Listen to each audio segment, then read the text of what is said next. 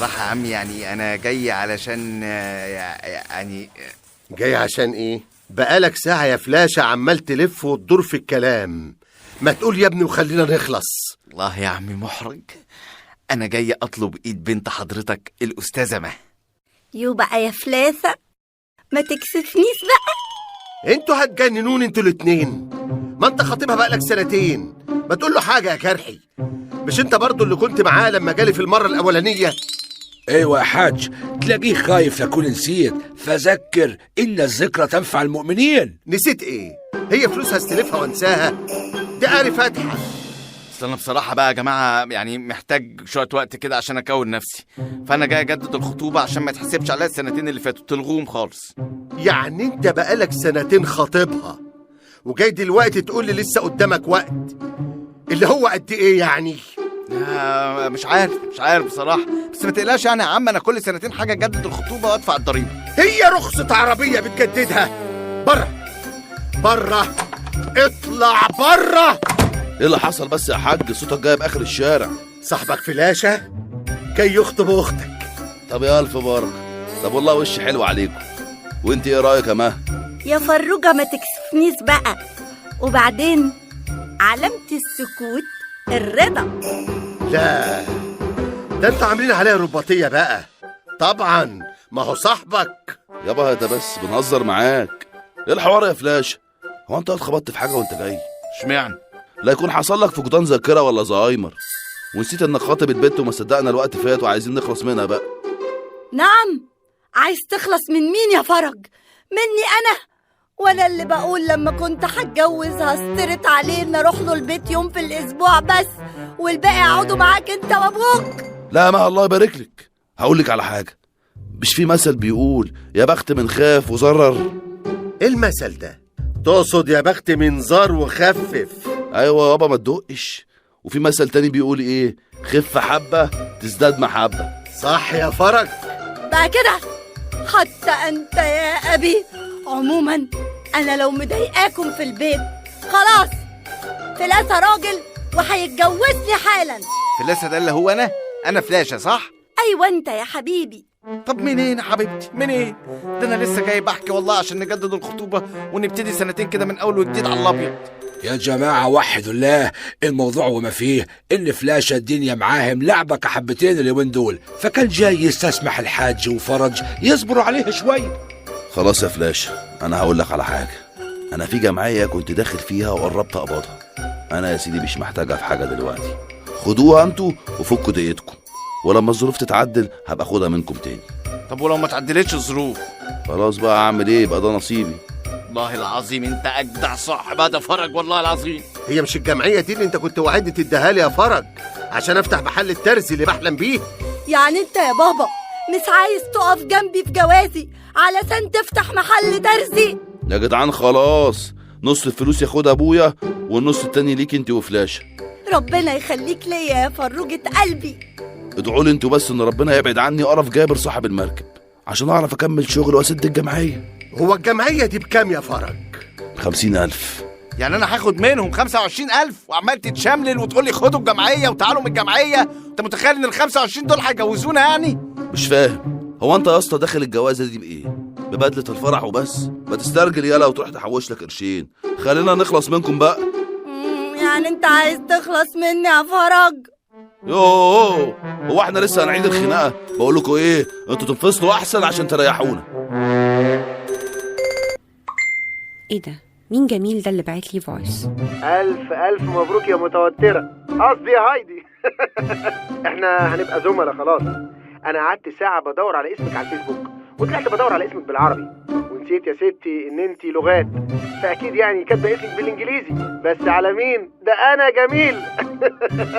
على فكرة ممكن تبعتيلي طلب صداقة عادي، مع إن أنا يعني ما بقبلش أي حد ولا ببعت لحد. مين ده يا بنتي؟ ده واحد سخيف يا دادا، قابلني النهارده في الاختبار وقعد يوترني وما كنتش طايقاه. ده هو من صوته باين عليه انه طماع. طماع ازاي؟ طمع في الغلاسه اللي في الدنيا وخدها كلها لوحده. عندك حق والله. غموض جريمة نص النيل لو يشغلنا بتفاصيلها. غموض جريمة نص النيل لو يعني كان لازم نروح النهارده لمحل الموبيليات ده يا فلاسة؟ ما انا قلت بقى لازم اثبت لفرج اخوك ان انا واد راجل، واثبت له ان انا قد الجوازه دي. بس مين قالك انهم هيوافقوا يدونا الفرس ده بالتقسيط ومن غير مقدم؟ لا ما تقلقيش حياتي، انا عامل حسابي. بجد؟ طلعت محوس يالا من ورايا ولا ايه؟ لو النعمه ما حصل، انا بس ناوي ادبس فيها الواد اخوك فرج. ايه يا اسطى في ايه؟ ما تحاسب يا اسطى، في ايه؟ وقفت ليه؟ مش عارف يا باشا في ايه، انزل كده اشوف مالها. وقف لو سمحت، انا نسيت اعرفك بنفسي. انا المخترعة مها ظريف، وممكن اكثف لك على العربية. استني عندك، انت بتفهمي في العربيات؟ اكيد طبعا، مش مخترعة بقول لك. اتفضلي يا استاذة. ما بلاش يا مها، بلاش ورحمه امك. يعني انا غلطانة عشان عاوزة اوفر لك فلوس التاكسي؟ ما انا لما اصلحها له مش هندفع يا زكي. يا حبيبتي يا مها، ايه التفكير العظيم ده؟ ربنا يخليك ليا يا روحي. افتح افتح يا اسطى الكبوت ده بسرعة لو سمحت يا اسطى. هو ايه البتاعة دي المروحة. وحد بردك يحط مروحة في العربية وجنب الموتور؟ هو انت يا حبيبتي انت بتعملي ايه بالظبط؟ مالكش دعوة انت، اصبر واتفرج يا اسطى. وايه ده كمان؟ ده اسمه ريداتير، انت مش عارفاه ازاي؟ لا عارفاه طبعا، بس انت اصلك يعني زاحم العربية بحاجات كتير كده ملهاش لازمة. اشتري مني، انت شكلك هتودينا في داهية. قلت لك اسكت انت يا اسطى. دور كده العربية وشوف. ادور ازاي بس من غير ريداتير؟ لا لا لا لا، ده انت شكلك ما بتفهميش اي حاجة خالص.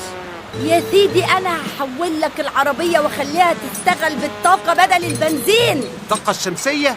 لا، الرملية. رملية؟ دي فكرة لسه جايالي دلوقتي حالا، بس هتودينا كلنا في حتة تانية. احنا هنحط رمل في الموتور ونخلي العربية تمشي بالطاقة الرملية، علشان انت واللي زيك يا اسطى ما يطلعش عينيكوا في تمن البنزين. اصبر بس عليا وانا هفاجئك.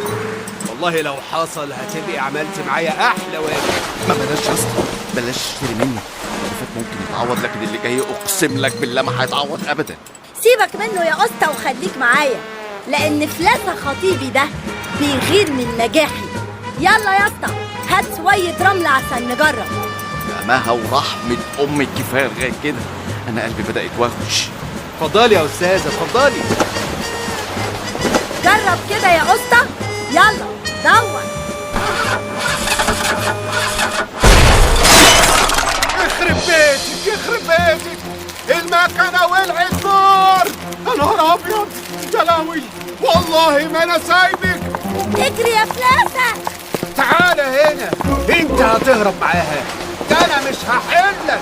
انا قلت لك بلاش يا غبي، انت اللي ما سمعتش كلام. اي يا ابني كفايه، انا قلت لك بلاش، ما تسمعش الكلام. اي يا ابني بلاش، طب اضرب فوق. اي يا جرحي بقول لك انا صورت الناس دول وهم بيرموا الراجل في الميه. وانا بقول لك اكفي على الخبر مجور زي ما بيقولوا عندنا في البلد. قصدك ايه؟ طنش ولا كأنك شفت حاجة. انت اللي بتقول كده يا جرحي؟ ده انا قلت ان انت الوحيد اللي هتشجعني اروح ابلغ عن الناس دي. ايوه انا اللي بقول لك كده يا فرج، احنا صغيرين قوي ومش حمل بهدله. الناس دي باين عليها ايديها طايله، اللي يقبض روح بني ادم كده في عز النهار يبقى من كبارات البلد، واحنا ماشيين بنقول يا حضريني. ولما انا وانت بقى وغيرنا يخافوا، مين اللي هيوقف الناس دي عند حدها؟ يبقى ليهم الحق بقى يدوسوا علينا ويقتلوا ويعملوا اللي هم عاوزينه. انا سايب بلدي واهلي وناسي عشان واحد من العالم اللي زي دي. بص للكام جرات اللي حالتنا اللي جنب ارضه اللي ملهاش اول من اخر.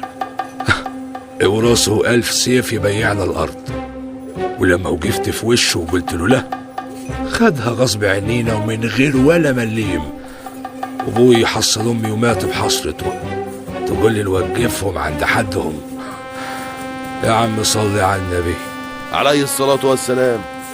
بس اسمع مني، لو انا وانت وغيرنا وقفنا في وشهم هيخافوا وهيعملوا لنا 1000 حساب. المشكلة كلها ان احنا بنشوف الغلط وما بنشاورش عليها جرحي. والله ضحكتني وانا مش عاوز اضحك. الناس دي القرش مجوي قلبها. بقول لك ايه، يلا نلعب 10 دومنا عشان اغلبك زي كل يوم.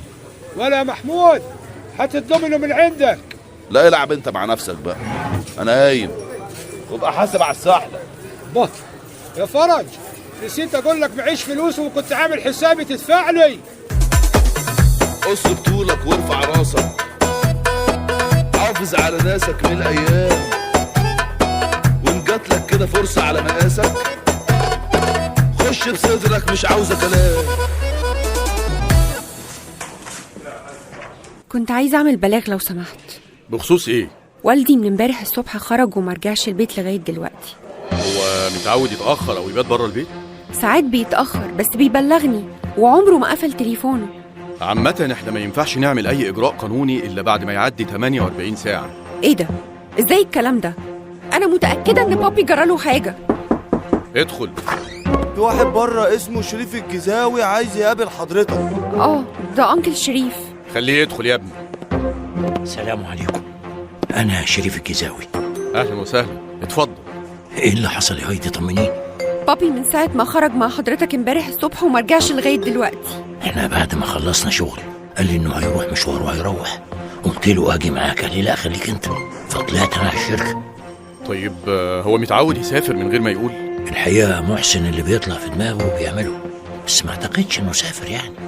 فأنا بستأذن حضرتك يعني نعمل محضر.